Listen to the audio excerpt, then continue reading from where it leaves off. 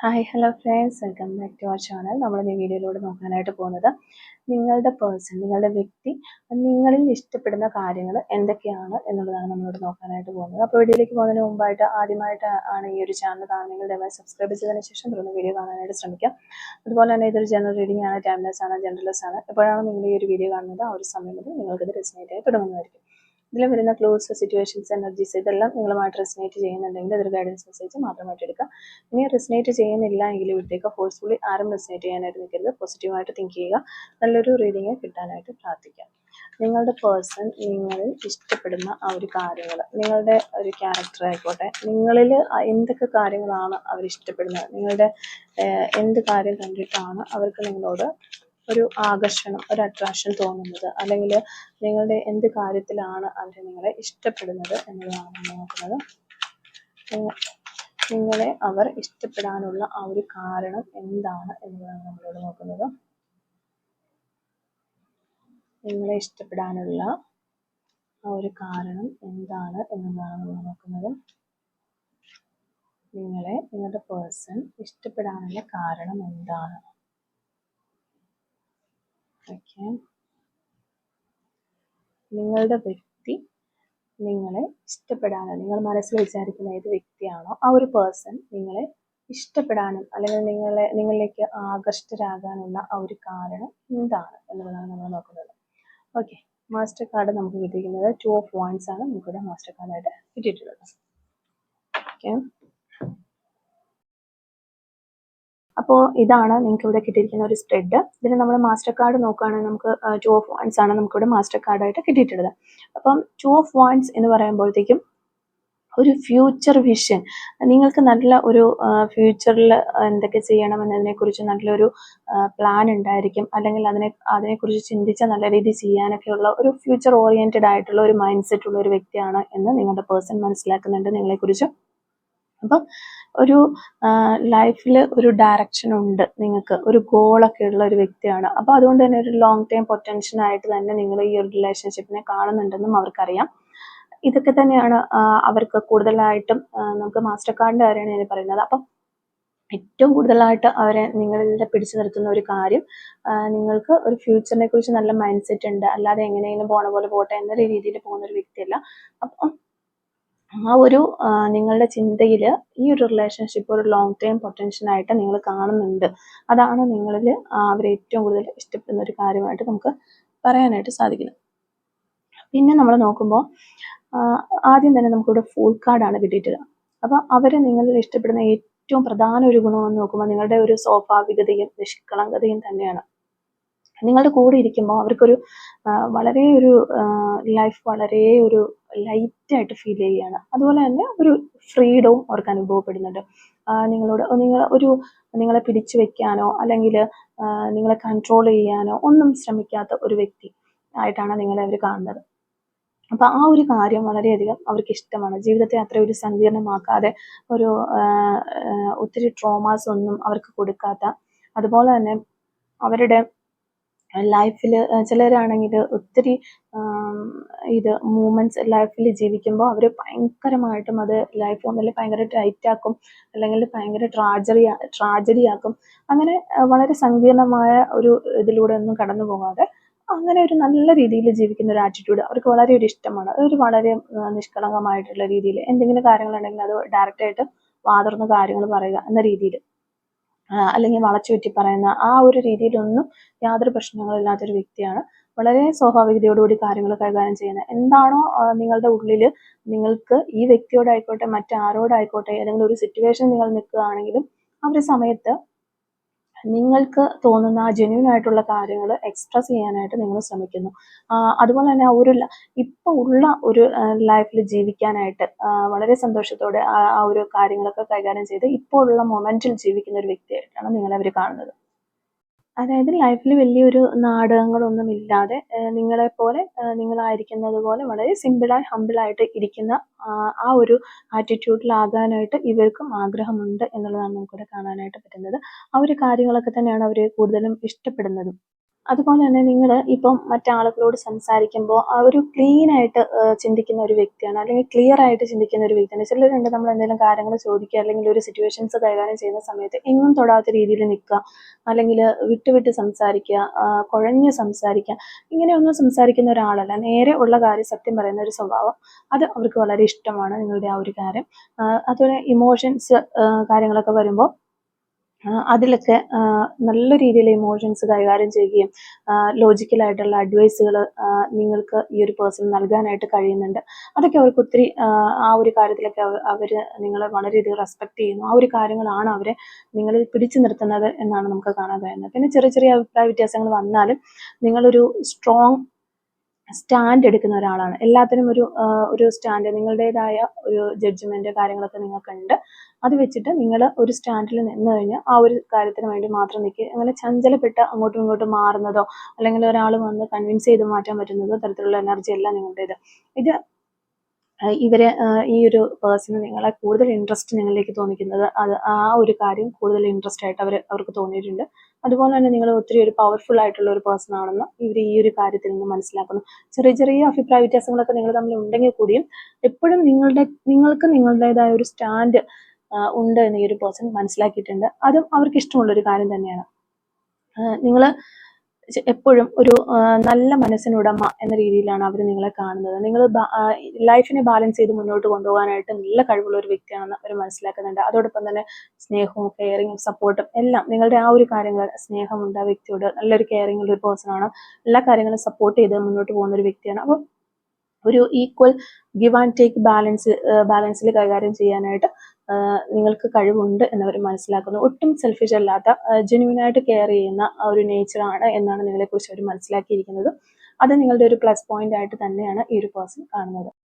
അപ്പോൾ പിന്നീട് നമുക്ക് വരുന്ന ഒരു കാർഡ് ഏസ് ഓഫ് കപ്സിന്റെ ഒരു കാർഡ് എന്നൊക്കെ പറഞ്ഞാൽ അത് ശരിക്കും ശുദ്ധമായ ഒരു സ്നേഹം, അതിനെയൊക്കെ പ്രതിനിധാനം ചെയ്യുന്ന ഒരു കാർഡാണ്. അപ്പോൾ നിങ്ങളുടെ ഫീലിങ്സ് പ്യുവർ ആണ്, നിഷ്കളങ്കമാണ്, യാതൊരുവിധ മാനിപ്പുലേഷൻസ് ഇല്ല, യാതൊരുവിധ അജണ്ടകളും ഇല്ലാത്ത ഒരു അഫെക്ഷൻ ആണ് നിങ്ങളുടേതെന്ന് അവർ മനസ്സിലാക്കുന്നുണ്ട്. അതൊക്കെ അവരെ ഈ ഒരു റിലേഷൻഷിപ്പിൽ പിടിച്ചു നിൽക്കുന്നു. അതൊക്കെ അവർ ഇഷ്ടപ്പെടുന്നു. നിങ്ങൾ സ്നേഹിക്കുമ്പോൾ ഒരു ഹോൾ ഹാർട്ട്ലി സ്നേഹിക്കുന്നു, മുഴുവൻ ഹൃദയത്തോടു കൂടി അവരെ സ്നേഹിക്കുന്നു. ഇതാണ് ഇവർ നിങ്ങളിൽ നിന്ന് ഡീപ്ലി ഒരു ഫീൽ ചെയ്യുന്ന എനർജി എന്ന് പറഞ്ഞാൽ. മുഴുവനായ ഹൃദയത്തോടെ വളരെ ആത്മാർത്ഥതയോടെ നിങ്ങളെ സ്നേഹിക്കുന്നു എന്ന് അവർക്ക് ഫീൽ ചെയ്യുന്ന ഒരു എനർജി കിട്ടുന്നുണ്ട്. അതുപോലെ നിങ്ങൾ ഇമോഷണലി കുറച്ച് മെച്ചുവേർഡ് ആണ്. അവരുടെ ഒരു പെയിൻ പോലും നിങ്ങൾക്ക് അങ്ങനെ അവർക്കൊരു വിഷമവും കാര്യങ്ങളൊക്കെ വരുന്ന സമയത്ത് അത് നിങ്ങൾക്ക് വല്ലാതെ ഫീൽ ചെയ്യുന്ന സമയങ്ങളുണ്ടാകുന്ന വാക്കുകൾ കൊണ്ട് പറയാൻ പറ്റാത്ത രീതിയിൽ ഉള്ള സംഭവങ്ങളാണെങ്കിൽ പോലും അത് മനസ്സിൽ നിങ്ങൾ അവർ പറഞ്ഞില്ലെങ്കിൽ പോലും നിങ്ങൾക്കത് മനസ്സിലാകുന്നുണ്ടാകാം. അല്ലെങ്കിൽ ഇപ്പോൾ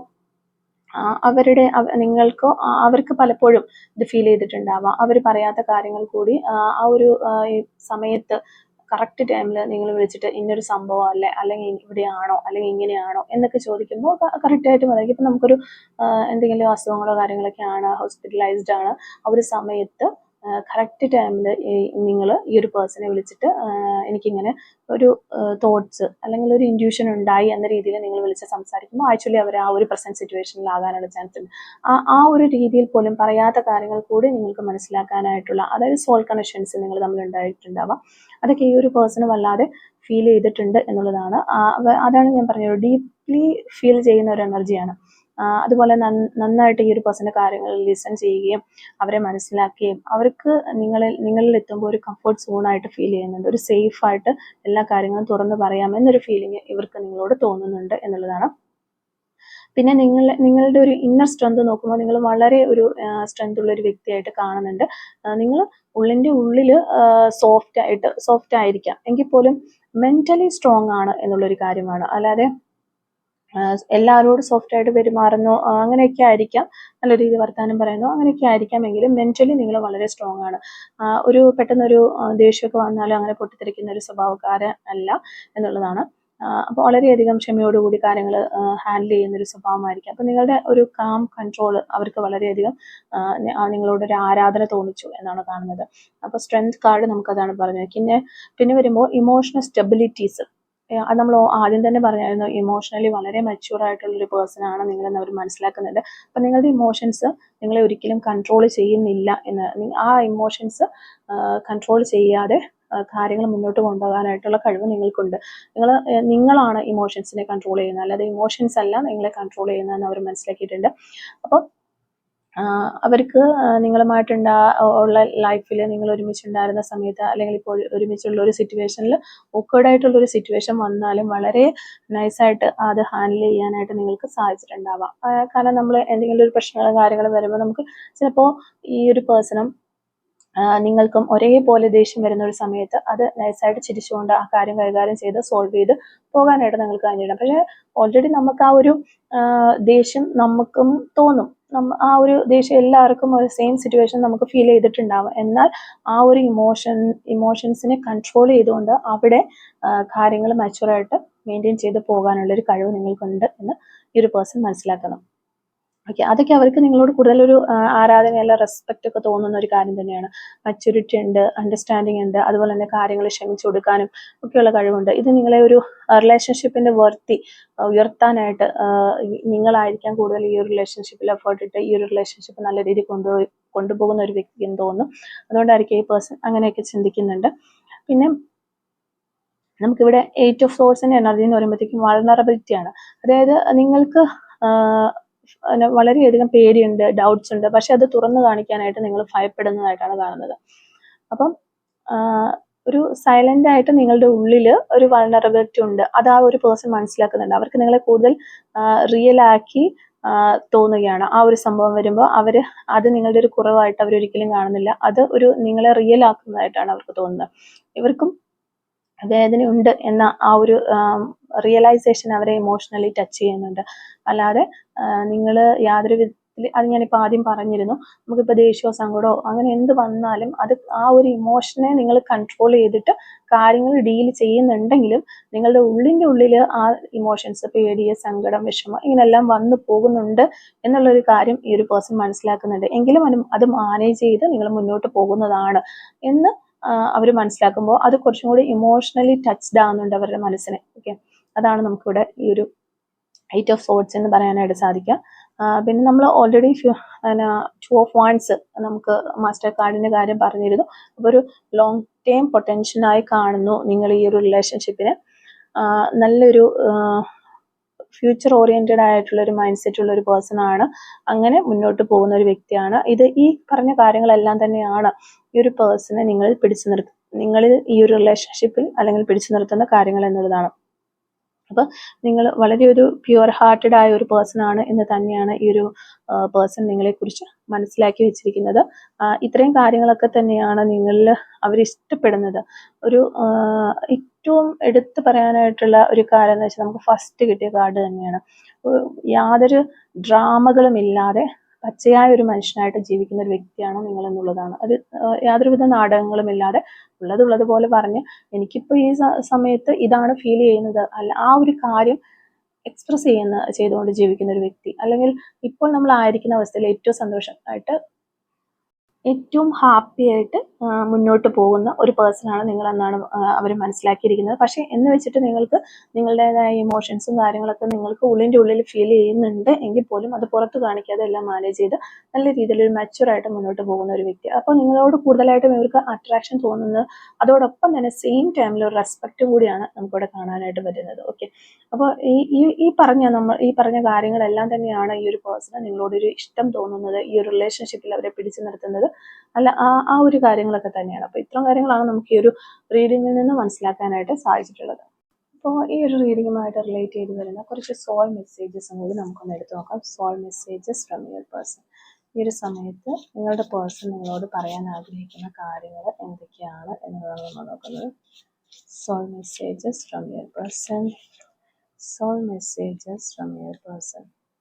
ഈ ഒരു സമയത്ത് നിങ്ങളുടെ പേഴ്സൺ നിങ്ങളോട് പറയാനായിട്ട് ആഗ്രഹിക്കുന്ന കാര്യങ്ങൾ എന്തൊക്കെയാണ്? Soul messages from your person. Soul messages from your person. എന്തൊക്കെ കാര്യങ്ങളാണ് ഈ ഒരു സമയത്ത് നിങ്ങളുടെ പേഴ്സൺ നിങ്ങളോട് പറയാനായിട്ട് ആഗ്രഹിക്കുന്നത്? ഓക്കെ, ഫസ്റ്റ് മെസ്സേജ് നമുക്ക് നോക്കാം.